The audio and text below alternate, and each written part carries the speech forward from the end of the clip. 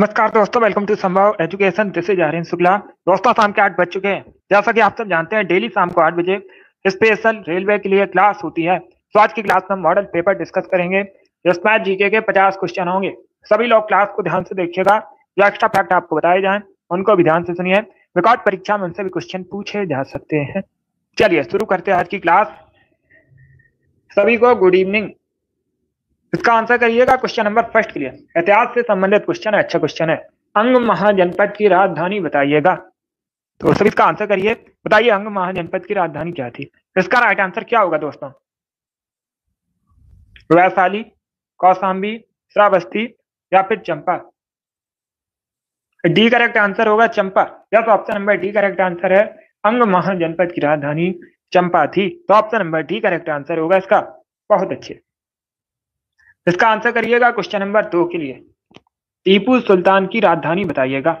सभी जल्दी से आंसर करिए। बताइए टीपू सुल्तान की राजधानी क्या थी। क्वेश्चन पूछा जाता है टीपू सुल्तान की मृत्यु कब हुई थी। तो आप लोग याद रखिएगा 1799 में। कब?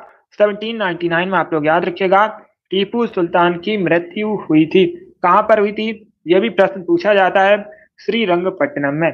और इसका right answer option number D होगा। क्या करेक्ट आंसर होगा? ऑप्शन नंबर डी इसका राइट आंसर होगा। श्रीरंगपट्टनम टीपू सुल्तान की राजधानी थी। तो option number D correct answer होगा। ये क्या पूछा गया है, the economic history of India नामक पुस्तक किसने लिखी है? ऑप्शन को पढ़ लीजिएगा, उसके बाद आंसर करिए। जल्दबाजी में आपको आंसर नहीं देना है। जिसने अभी लाइव सेशन को लाइक नहीं किया है, लाइक कीजिएगा, शेयर कीजिएगा। चैनल पर नए हैं, चैनल को सब्सक्राइब कीजिएगा, बेल आइकन को प्रेस कीजिएगा ताकि सभी नोटिफिकेशन आप तक पहुंच सकें। इसका right answer option number B होगा, रमेश चंद्र दत्त। क्या तो option number B correct answer होगा। रमेश चंद्र दत्त ने the economic history of India नामक पुस्तक लिखी है। तो option number B correct answer होगा। अब इसका आंसर करिएगा क्वेश्चन नंबर 4 के लिए। स्वतंत्र पार्टी के संस्थापक बताइएगा। सभी जल्दी से आंसर करिए। बताइए दोस्तों, स्वतंत्र पार्टी के संस्थापक कौन थे? सी राजगोपालाचारी, गोपाल कृष्ण गोखले, वल्लभ भाई पटेल या फिर इनमें से कोई नहीं? तो इसका राइट आंसर ऑप्शन नंबर ए होगा, सी राजगोपालाचारी। क्या तो option number A correct answer होगा। स्वतंत्र पार्टी की स्थापना की थी सी राजगोपालाचारी ने। क्वेश्चन नंबर 4 का option number A correct answer होगा। अब इसका आंसर करिएगा क्वेश्चन नंबर 5 के लिए। टॉक्सिकोलॉजी किससे संबंधित अध्ययन है? ये रेलवे परीक्षा में पूछा हुआ प्रश्न है। सभी जल्दी से आंसर करिए क्वेश्चन नंबर 5 के लिए। Good evening. तो ऑप्शन को पढ़ लीजिएगा, उसके बाद ही आंसर करिए। जल्दबाजी में आपको आंसर नहीं देना है। टॉक्सिकोलॉजी किससे संबंधित अध्ययन है? Right answer option number D होगा, विष से। या तो option number D correct answer होगा इसका। आप लोग याद रखिएगा, विष से संबंधित अध्ययन को टॉक्सिकोलॉजी कहते हैं। तो सभी ने करेक्ट आंसर दिया इस बार। वेरी गुड दोस्तों, good evening. D correct answer होगा इसका। अब इसका आंसर करिएगा क्वेश्चन नंबर 6 के लिए। मनु भाकर किससे संबंधित है? अभी जो ओलंपिक हुआ था कहां पर हुआ था? पेरिस में। 2024 में पेरिस में ओलंपिक हुआ है। इसमें मनु भाकर ने पदक जीते हैं। बहुत अच्छे। सभी को गुड इवनिंग। डेली सभी लोग सेशन को ज्वाइन कीजिएगा। डेली शाम को 8 बजे स्पेशल रेलवे के लिए क्लास होती है। टाइम को याद रखिएगा। सभी डेली सेशन को ज्वाइन कीजिए। इसका right answer option number B होगा, शूटिंग से संबंधित है। या तो option number B correct answer है। मनु भाकर शूटिंग से संबंधित है। तो option number B correct answer होगा। अब इसका आंसर करिएगा क्वेश्चन नंबर 7 के लिए। नाबार्ड का फुल फॉर्म बताइएगा। क्या पूछा गया है? नाबार्ड का फुल फॉर्म अगर पूछ ले, नाबार्ड की स्थापना कब हुई? इंपॉर्टेंट है, अभी याद रखिएगा 1982 में। कब? 1982 में नाबार्ड की। क्वेश्चन आप पूछ सकते हैं, नाबार्ड का मुख्यालय कहां पर है? तो आप लोग याद रखिएगा मुंबई में। नाबार्ड का हेडक्वार्टर मुंबई में। अब इसका आंसर करिए। बताइए नाबार्ड का फुल फॉर्म क्या होता है? बी करेक्ट आंसर होगा इसका, national bank for agriculture and rural development. तो option number B correct answer होगा। जिसने भी question number 7 option number B दिया उनका सही उत्तर है। अब इसका आंसर करिएगा क्वेश्चन नंबर 8 के लिए। महाभारत के लेखक पतंजलि किसके समकालीन थे? ये अच्छा क्वेश्चन है। इस प्रकार से क्वेश्चन पूछा जाता है परीक्षा में, महाभारत के लेखक कौन है? तो याद रखिएगा महाभारत को किसने लिखा है, किसकी रचना है? पतंजलि की। किसके समकालीन थे? चंद्रगुप्त मौर्य, अशोक, पुष्यमित्र शुंग या फिर चंद्रगुप्त प्रथम? इसका right answer option number C होगा, Pushyamitra Shunga. C correct answer होगा। या तो ऑप्शन नंबर सी का राइट आंसर आप लोग याद रखिएगा, पतंजलि पुष्यमित्र शुंग के समकालीन थे। तो option number C correct answer होगा। अगर पूछ लें शुंग वंश की स्थापना किसने की थी, तो आप लोग याद रखिएगा पुष्यमित्र शुंग ने शुंग की स्थापना की थी। और मौर्य वंश के बाद मगध पर जो शासन है शुंग डायनेस्टी शुंग वंश ने किया था। इसका आंसर करिएगा क्वेश्चन नंबर 9 के लिए। बताइए यूरिन में किस प्रकार का एसिड पाया जाता है? ये बायोलॉजी संबंधित क्वेश्चन है, सभी जल्दी से आंसर करिए। क्या पूछा गया? यूरिन में किस प्रकार का एसिड पाया जाता है? इसका right answer option number D होगा, यूरिक एसिड। या तो option number D correct answer है, यूरिन में यूरिक एसिड पाया जाता है, तो option number D correct answer होगा।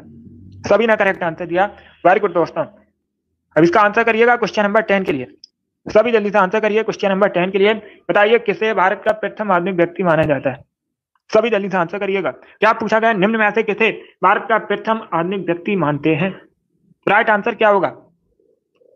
राजा राममोहन राय। या तो option number C correct answer होगा, राजा राममोहन राय को भारत का प्रथम आधुनिक व्यक्ति माना जाता है। सी करेक्ट आंसर होगा। ये ग्रुप डी की परीक्षा में पूछा हुआ प्रश्न है रेलवे की, तो option number C correct answer है। इंपॉर्टेंट है, फिर से क्वेश्चन पूछा जा सकता है क्योंकि परीक्षाओं में प्रीवियस ईयर क्वेश्चन जो होते हैं रिपीट होते हैं। इसका आंसर करिएगा क्वेश्चन नंबर 11 के लिए। विटामिन के की कमी का परिणाम क्या होगा? अगर शरीर में विटामिन के की कमी होगी तो क्या इसका परिणाम होगा, यह आपको बताना है। स्कर्वी रोग हो जाएगा, हृदय का थक्का बनने में कठिनाई होगी, सांस लेने में कठिनाई होगी, या फिर दृष्टि दोष होगा। तो सभी इसका आंसर करिए क्वेश्चन नंबर 11 के लिए। आंसर आप लोग दीजिएगा, राइट या रॉन्ग आप लोग आंसर करिए। इसका right answer option number B होगा, रक्त का थक्का बनने में कठिनाई होती है विटामिन के की कमी से, तो option number B correct answer होगा। इसका आंसर करिएगा क्वेश्चन नंबर 12 के लिए। बताइए नील नदी घाटी में किस सभ्यता का विकास हुआ था? आपको बताना है नील नदी घाटी में किस सभ्यता का विकास हुआ था, तो right answer option number C होगा, मेसोपोटामिया की सभ्यता का। सी करेक्ट आंसर होगा। सॉरी, पहले क्वेश्चन को समझिएगा। क्या पूछा गया? नील नदी घाटी में किस सभ्यता का विकास हुआ था? इसका right answer option number B होगा, मिस्र की सभ्यता का। बी करेक्ट आंसर होगा दोस्तों, सी करेक्ट आंसर नहीं होगा इसका। सी करेक्ट आंसर नहीं होगा, बी करेक्ट आंसर होगा इसका। आप लोग याद रखिएगा, नील नदी घाटी में मिस्र की सभ्यता का विकास हुआ था। अरे सी करेक्ट आंसर नहीं होगा, जल्दबाजी में सी पर टिक हो गया था। इसका right answer option number B होगा, मिस्र की सभ्यता करेक्ट आंसर होगा। यस, मिस्र की सभ्यता का विकास हुआ था नील नदी घाटी में। अब इसका आंसर करिएगा क्वेश्चन नंबर 13 के लिए। ग्रीन पार्क स्टेडियम कहां पर है? तो सभी इसका आंसर करिएगा। बताइए इसका राइट आंसर क्या होगा? भारत में कहां पर है ग्रीन पार्क स्टेडियम? आंसर करिए और जल्दी से आंसर करिए। राइट आंसर ऑप्शन नंबर ए होगा, कानपुर में। कानपुर कहां पर है? कई बार मैंने आपको बताया, उत्तर प्रदेश में है कानपुर। कानपुर कहां पर? उत्तर प्रदेश में है। चमड़े के उद्योग के लिए प्रसिद्ध है, गंगा नदी के तट पर बसा है। उत्तर भारत का मैनचेस्टर भी कहते हैं कानपुर को। इंपॉर्टेंट है, इसे याद रखिएगा। पूछा जाता है उत्तर भारत का मैनचेस्टर किसे कहा जाता है? कानपुर को कहा जाता है। जो ग्रीन पार्क स्टेडियम है ये कानपुर में है, तो ऑप्शन नंबर इसका राइट आंसर होगा। इसका आंसर करिएगा क्वेश्चन नंबर 14 के लिए। ये सभी टॉप के क्वेश्चन है, इसी प्रकार के क्वेश्चन रेलवे की परीक्षा में पूछे जाते हैं, कोशिश में प्रीवियस ईयर क्वेश्चन भी है। स्वर्ण मंदिर बताइएगा किस झील पर स्थित है? स्वर्ण मंदिर कहां पर है? अमृतसर में है। स्वर्ण मंदिर कहां पर है? पंजाब के अमृतसर में है। स्वर्ण मंदिर जो बना है इसके आसपास एक झील है, उसका नाम आपको बताना है। किस धर्म से संबंधित है यह भी पूछा जाता है, सिख धर्म से संबंधित है। बहुत अच्छे, ए करेक्ट आंसर होगा अमृत सरोवर झील। या तो ऑप्शन नंबर ए इसका राइट आंसर। आप लोग याद रखिएगा, स्वर्ण मंदिर अमृत सरोवर झील पर स्थित है, तो option number A correct answer होगा। बी करेक्ट आंसर नहीं होगा, ए करेक्ट आंसर होगा इसका। इसका आंसर करिएगा क्वेश्चन नंबर 15 के लिए। बताइए दालचीनी मसाला मूलतः कहाँ का है, किस देश का है? मलेशिया, अफगानिस्तान, भूटान या फिर श्रीलंका? तो इसका right answer option number D होगा, श्रीलंका। या तो ऑप्शन नंबर डी इसका राइट आंसर। आप लोग याद रखिएगा, दालचीनी मसाला जो है मूलतः श्रीलंका का है, तो ऑप्शन नंबर डी इसका राइट आंसर होगा। अब इसका आंसर करिएगा क्वेश्चन नंबर 16 के लिए। सभी जल्दी से आंसर करिएगा। बताइए इसका राइट आंसर क्या होगा? राष्ट्रीय खाद्य सुरक्षा अधिनियम निम्न में से किस वर्ष में पारित हुआ था?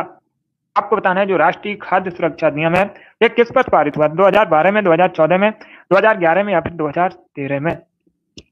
तो डी करेक्ट आंसर होगा 2013 में। या तो ऑप्शन नंबर डी इसका राइट आंसर। आप लोग याद रखिएगा, राष्ट्रीय खाद्य सुरक्षा अधिनियम 2013 में पारित हुआ था। डी करेक्ट आंसर होगा। अब इसका आंसर करिए क्वेश्चन नंबर 17 के लिए। प्लासी की लड़ाई का मैदान आपको बताना है कहां पर है। आप लोग पहले क्वेश्चन का आंसर करिएगा। बताइए प्लासी की लड़ाई कब हुई थी, प्लासी का युद्ध कब हुआ था, यह पूछा जाता है क्वेश्चन। तो सभी जल्दी से बताइएगा, इसका आंसर बाद में कीजिएगा। पहले बताइए प्लासी का युद्ध कब हुआ था। मैंने आपसे ये क्वेश्चन पूछा, अभी आंसर करिएगा। प्लासी की लड़ाई बताइए कब हुई थी? बहुत अच्छे। सीमा, अभिषेक, वेरी गुड, आपने राइट आंसर दिए हैं। तो आप लोग याद रखिएगा 1757 में, कब? 1757 में प्लासी का युद्ध हुआ था, प्लासी की लड़ाई हुई थी। रिंकू वेरी गुड, आपका भी राइट आंसर है। वर्तमान में इसका मैदान कहाँ पर है? वेस्ट बंगाल में। तो option number A correct answer होगा इसका। वीर वेरी गुड, आपका भी राइट आंसर है, ए करेक्ट आंसर होगा इसका। चलिए इसका आंसर करिएगा क्वेश्चन नंबर 18 के लिए। बताइए भारत में किसान दिवस कब मनाते हैं? अंजलि वेरी गुड, आपका भी राइट आंसर है। सभी जल्दी से आंसर करिएगा। भारत में किसान दिवस आपको बताना है कब सेलिब्रेट किया जाता है। इसका करेक्ट आंसर क्या होगा? दिवस से संबंधित पूछा जाएगा परीक्षा में क्वेश्चन, कन्फर्म एक क्वेश्चन हर शिफ्ट में दिवस से संबंधित पूछा ही जाता है। ए करेक्ट आंसर होगा 23 दिसंबर को, या तो ऑप्शन नंबर इसका राइट आंसर। आप लोग याद रखिएगा प्रतिवर्ष 23 दिसंबर को भारत में किसान दिवस सेलिब्रेट किया जाता है, मनाया जाता है। तो ऑप्शन नंबर इसका राइट आंसर होगा। अब इसका आंसर करिएगा।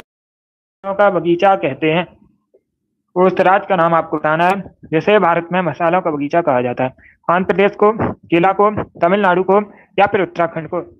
बी करेक्ट आंसर होगा केरला को, या तो ऑप्शन राइट आंसर है केरल को भारत में मसालों का बगीचा कहते हैं।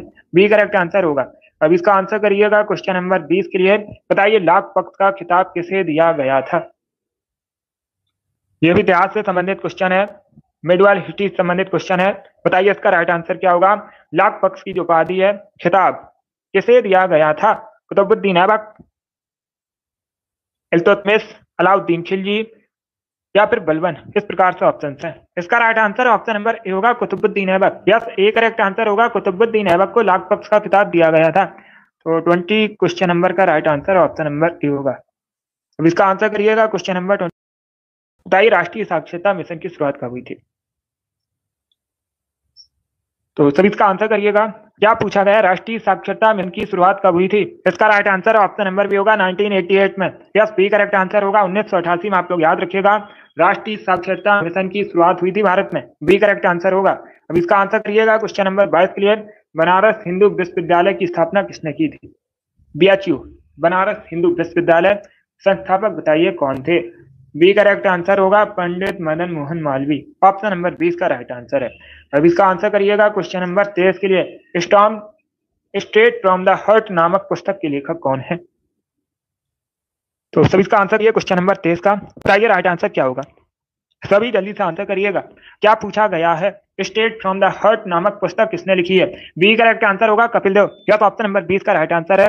भारतीय पुरुष क्रिकेटर हैं कपिल देव, इन्होंने स्टेट फ्रॉम द हर्ट नामक पुस्तक लिखी है।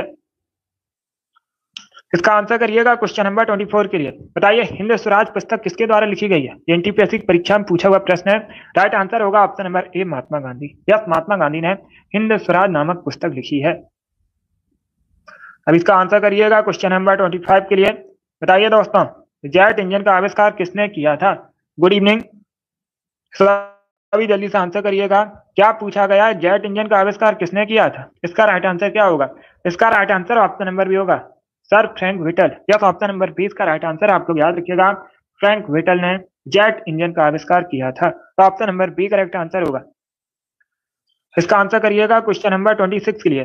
भारतीय संविधान का आपको बताना है भाग 4 का अनुच्छेद 43 किससे संबंधित है?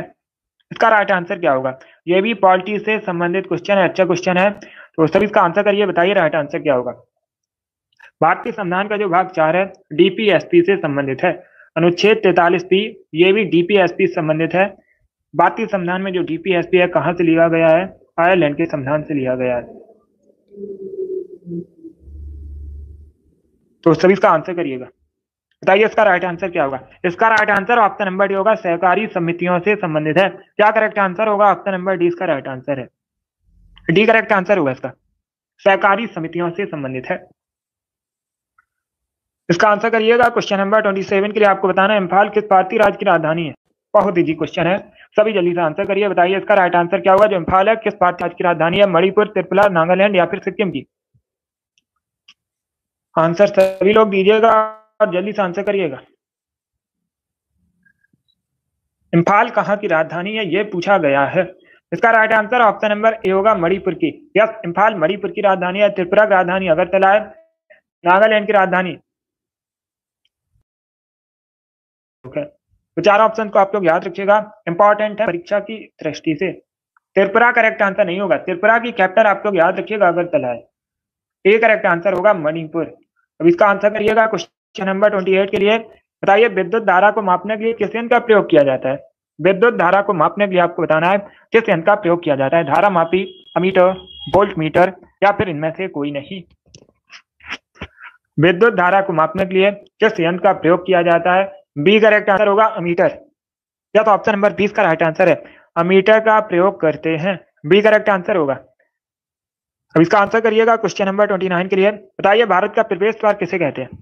सब इसका आंसर करिएगा, आपको बताना है भारत का प्रवेश द्वार किसे कहा जाता है। इसका right answer option number C होगा मुंबई को। यह सी करेक्ट आंसर होगा।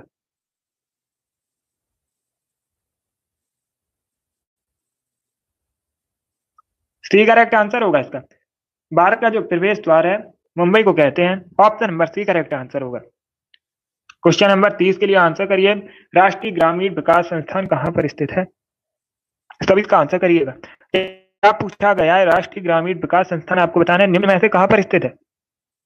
देहरादून, हैदराबाद, लखनऊ या फिर नई दिल्ली में? तो इसका right answer option number B होगा, हैदराबाद में। यह बी करेक्ट आंसर होगा। राष्ट्रीय ग्रामीण विकास संस्थान हैदराबाद में स्थित है। बी करेक्ट आंसर होगा। 31 के लिए आंसर करिएगा। बताइए निम्न में से किस भारतीय राज्य में नेपाली भाषा मुख्य रूप से बोली जाती है? जो नेपाली भाषा है अगर पूछ लें किस लिपि में लिखी जाती है तो आप लोग याद रखिएगा देवनागरी लिपि में लिखी जाती है। किस लिपि में लिखी जाती है? देवनागरी लिपि में लिखी जाती है। इसके साथ ही याद रखिएगा हिंदी, संस्कृत, मराठी, ये सभी भाषाएं देवनागरी लिपि में लिखी जाती हैं। इसका right answer option number B होगा Sikkim. Yes, B correct answer होगा। नेपाली भाषा मुख्य रूप से सिक्किम में बोली जाती है इनमें से। 32 के लिए आंसर करिए। बताइए जास्कर निम्न में से किसकी सहायक नदी है? तो सभी इसका आंसर करिए। बताइए इसका राइट आंसर क्या होगा? जास्कर किसकी सहायक नदी है? ब्यास, सिंध, यमुना या फिर गंगा? इसका right answer option number B होगा सिंध की। यस, बी करेक्ट आंसर होगा। यस डॉक्टर, इसका right answer option number B होगा सिंधु करेक्ट आंसर होगा। जास्कर जो है सिंधु की सहायक नदी है। बी करेक्ट आंसर होगा इसका। अब इसका आंसर करिएगा क्वेश्चन नंबर 33 के लिए।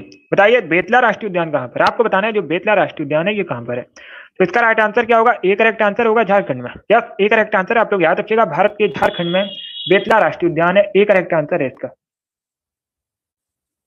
अब इसका आंसर करिएगा क्वेश्चन नंबर 34 के लिए। मिनी माता रोग बताइए किसकी वजह से होता है? जो मिनी माता रोग है आपको बताना है किसकी वजह से होता है। सीसा, कैडमियम, जस्ता या फिर पारा? इसका right answer option number D होगा मरकरी पारा। डी करेक्ट आंसर होगा इसका। अब लोग याद रखिएगा मिनी माता रोग जो है पारा की वजह से होता है। अब इसका आंसर करिएगा क्वेश्चन नंबर 35 के लिए। यस राम कुमारी, इसका आंसर करिए। बताइए भूरा कोयला किसे कहते हैं? सबसे उच्च कोटि का कोयला पूछा जाए तो मैंने आपको कई बार बताया एंथ्रासाइट है। रेलवे की परीक्षा में पूछा भी गया था सबसे उच्च कोटि का कोयला कौन सा होता है? एंथ्रासाइट होता है। भूरा कोयला किसे कहा जाता है? इसका right answer option number D होगा lignite. Yes, D correct answer होगा। लिग्नाइट को भूरा कोयला कहते हैं। इसका आंसर करिए क्वेश्चन नंबर 36 के लिए। पाहुल प्रथा को किसने शुरू किया था? पाहुल प्रथा को आपको बताना है किसने शुरू किया था। गुरु गोविंद सिंह, गुरु रामदास, गुरु नानक देव या फिर गुरु अर्जन देव? पाहुल प्रथा बताइएगा किसने शुरू किया था इसे। इसका राइट आंसर ऑप्शन नंबर ए होगा गुरु गोविंद सिंह। ये सिख धर्म के 10वें गुरु थे। कई बार मैंने आपको बताया भी है, पूछा जाता है सिख धर्म के 10वें गुरु कौन थे? गुरु गोविंद सिंह थे। इन्होंने पाहुल प्रथा को शुरू किया था। इनका जो जन्म है पाटलिपुत्र में हुआ था, वर्तमान में पटना के नाम से जाना जाता है। अब इसका आंसर करिए क्वेश्चन नंबर 37 के लिए। आपको बताना है किस बौद्ध संत के प्रभाव ने अशोक ने बौद्ध धर्म को ग्रहण किया था? अशोक ने बौद्ध धर्म को ग्रहण किया था, आप लोग याद रखिएगा। इसका right answer option number B होगा उपगुप्त के प्रभाव में। बी करेक्ट आंसर होगा। अब इसका आंसर करिएगा क्वेश्चन नंबर 38 के लिए। मृतकों का टीला कहते हैं? सभी जल्दी से आंसर करिएगा। क्या पूछा गया है? निम्न में से किसे कहा जाता है मृतकों का टीला? Right answer option number B होगा मोहनजोदड़ो को। या option number B correct answer है। मृतकों का टीला किसे कहा जाता है? मोहनजोदड़ो कहा जाता है। अगर पूछा जाए वर्तमान में मोहनजोदड़ो कहां पर है? वर्तमान में मोहनजोदड़ो कहां पर है? तो आप लोग याद रखिएगा पाकिस्तान में है। कहां पर है? पाकिस्तान के सिंध प्रांत में, जिला है लरकाना। लड़काना जिले में स्थित है। इसका right answer option number B होगा। अब इसका आंसर करिए क्वेश्चन नंबर 39 के लिए। बताइए प्रेम वाटिका पुस्तक किसके द्वारा लिखी गई है? बी करेक्ट आंसर होगा रसखान। या तो ऑप्शन नंबर 20 का राइट आंसर, आप लोग याद रखिएगा, रसखान ने प्रेम वाटिका पुस्तक लिखी है।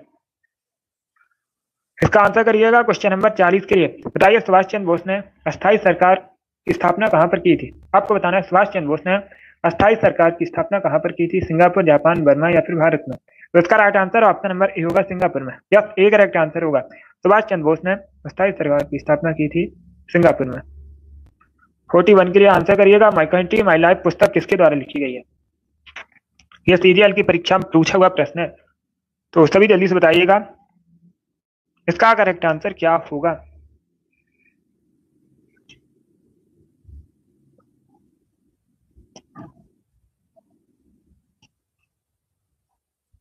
सभी जल्दी से आंसर करिएगा। इसका राइट आंसर होगा option number D, Lal Krishna Advani. D correct answer होगा इसका। या तो ऑप्शन नंबर डी इसका राइट आंसर, आप लोग याद रखिएगा। माई कंट्री माई लाइफ पुस्तक जो है लाल कृष्ण आडवाणी ने लिखी है। 42 के लिए आंसर करिएगा, भारत में रक्षा सेनाओं का कौन होता है? राइट आंसर ऑप्शन नंबर भी होगा, प्रेसिडेंट, राष्ट्रपति। यस, भारत में रक्षा सेनाओं का जो सुप्रीम कमांडर है राष्ट्रपति होता है भारत का। बी करेक्ट आंसर होगा।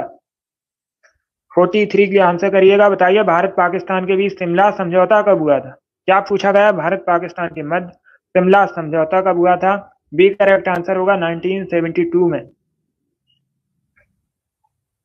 अब इसका नंबर 44 के लिए, शुंग वंश के पश्चात भारत पर किसने शासन किया था? सातवाहन वंश ने, कुषाण वंश ने, कर्ण वंश ने या फिर गुप्त वंश ने?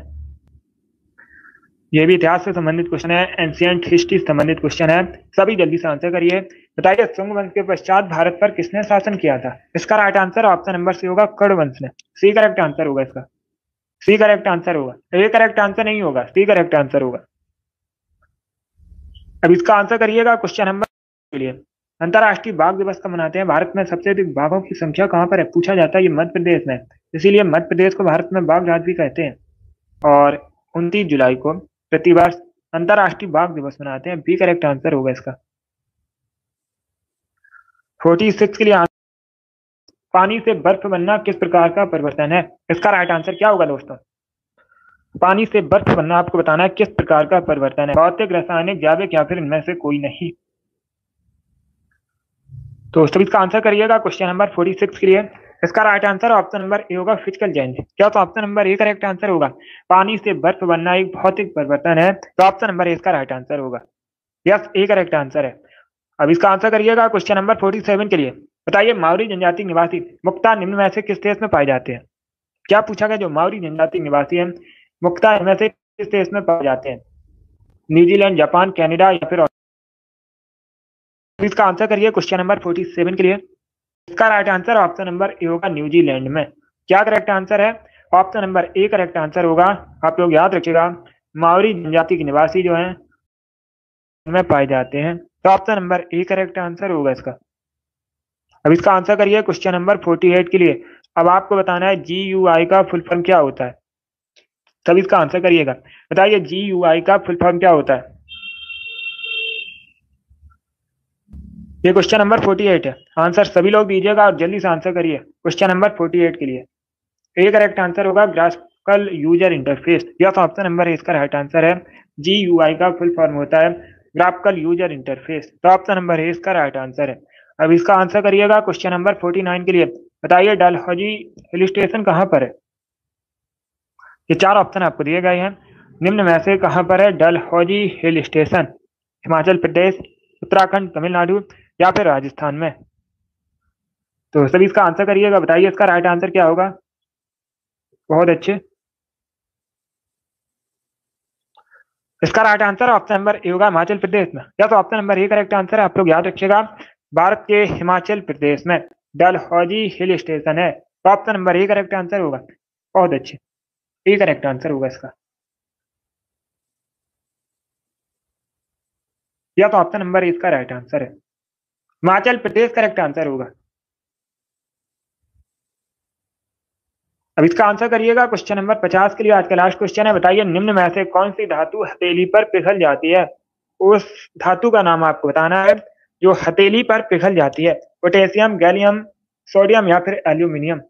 इस प्रकार से ऑप्शन हैं। इसका right answer option number B होगा गैलियम। बी करेक्ट आंसर होगा। गैलियम जो है ये हथेली पर पिघल जाती है। बी करेक्ट आंसर होगा, एक धातु है गैलियम। इस प्रकार से क्वेश्चन पूछ लेते हैं। गैलियम क्या है? तो एक धातु है। बी करेक्ट आंसर होगा इसका। बहुत अच्छे। चलिए दोस्तों, आज की क्लास में हमने स्पेशल रेलवे की परीक्षाओं के लिए मॉडल पेपर डिस्कस किया, जिसमें जीके के 50 क्वेश्चन थे। आई होप आप सभी को ये प्रश्न समझ आए होंगे। तो क्लास को लाइक कीजिएगा, शेयर कीजिएगा, चैनल पर नए हैं चैनल को सब्सक्राइब कीजिएगा, बेल आइकन को प्रेस कीजिए ताकि आप सभी तक नोटिफिकेशन पहुंच सकें। डेली क्लास होती है ये शाम को 8 बजे। टाइम को याद रखिएगा। सभी लोग डेली सेशन को ज्वाइन कीजिए। बहुत अच्छे। अगली क्लास होगी कल सुबह 10 बजे। टाइम को याद रखिएगा, टाइम से सेशन ज्वाइन कीजिएगा। चलिए इसी के साथ मैं आपको मिलूंगा अगली क्लास में। Thank you guys, thank you for watching.